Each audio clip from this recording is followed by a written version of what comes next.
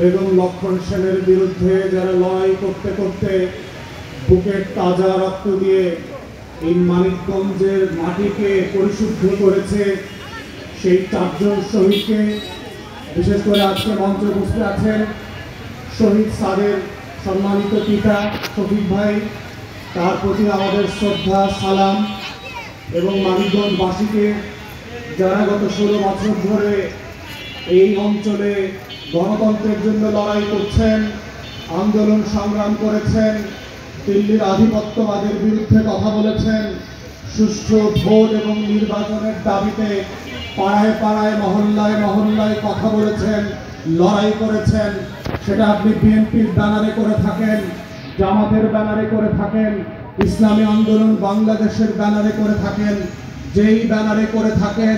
প্রত্যেকটা ব্যানারের পরতে পরতে দিল্লির আধিপত্যবাদের বিরুদ্ধে আপনাদের যে শক্ত উচ্চারণ ছিল, আজকে শ্রদ্ধার সাথে সেই লক্ষ লক্ষ মজলুম যোদ্ধাদেরকে আমরা শ্রদ্ধার সাথে স্মরণ করছি। একইভাবে যারা হাজার হাজার মিথ্যা মামলায় বিভিন্ন দলের নেতা কর্মীরা যারা জেল খেটেছেন, রিমান্ডে থেকেছেন, ক্রসফায়ারের শিকার হয়েছেন, যাদেরকে এখনো হাজিরা দিতে দিতে লক্ষ লক্ষ টাকা পুঁজি সঞ্চয় ব্যবসা বাণিজ্য শেষ হয়ে গেছে, তাদের সবার প্রতি আমাদের শ্রদ্ধা। আমাদের পূর্ববর্তী বক্তা মানিকগঞ্জের আমাদের এবি পার্টির প্রধান সমন্বয়ক জনি রাইটলি বলে গেছে, গণ অভ্যুত্থান যে কারণে হয়ে গেছে সেই কারণ থেকে আমরা ক্রমান্বয়ে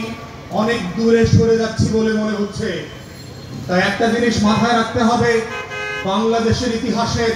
সবচেয়ে সফল রাষ্ট্রনায়ক ছিলেন শহীদ প্রেসিডেন্ট জিয়াউর রহমান,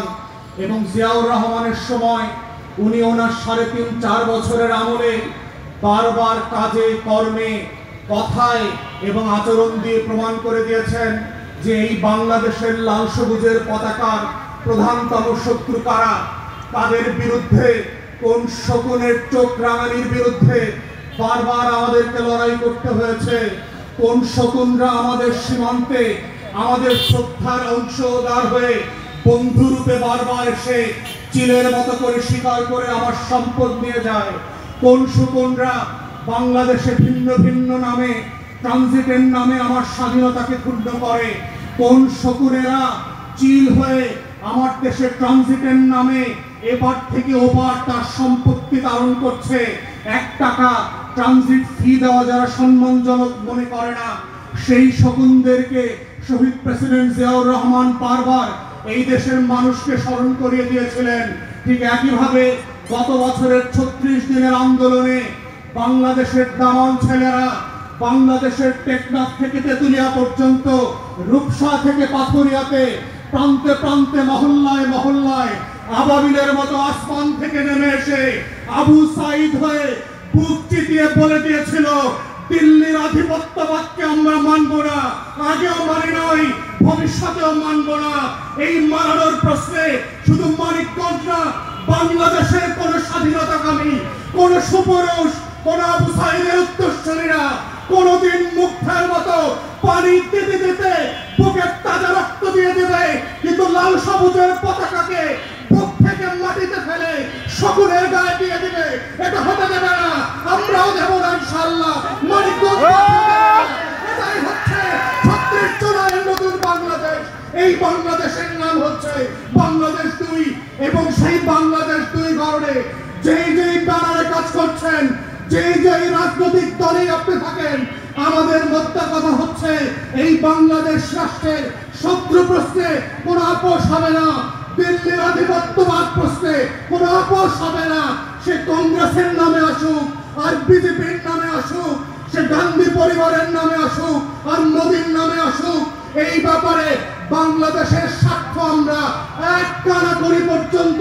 আপোষ করতে প্রস্তুত নয়। শুধু 1400 শহীদ না, 14,000 শহীদ না, 14 লক্ষ শহীদ, 14 কোটি মানুষ বুক চেতায় আবু সাইদ হয়ে ফিরে আসবে, আবু তালেব ফিরে আসবে, শহীদ সাদ হয়ে ফিরে আসবে। তারা শুধু মানিকগঞ্জ না, বাংলাদেশের 64 জেলার স্বাধীনতা, সার্বভৌমত্ব, জাতীয় স্বার্থ, আত্মমর্যাদা, আমার প্রত্যেকটা ইঞ্চি মাটি করা তারা আপোষ সাহস দিয়ে রক্ত দিয়ে ধরে রাখবে। এটাই হচ্ছে ৩৬শে জুলাইয়ের আকাঙ্ক্ষা এবং নতুন বাংলাদেশ করবার যেই প্রত্যয়, সেই প্রত্যয়ের নাম হচ্ছে বাংলাদেশ ২।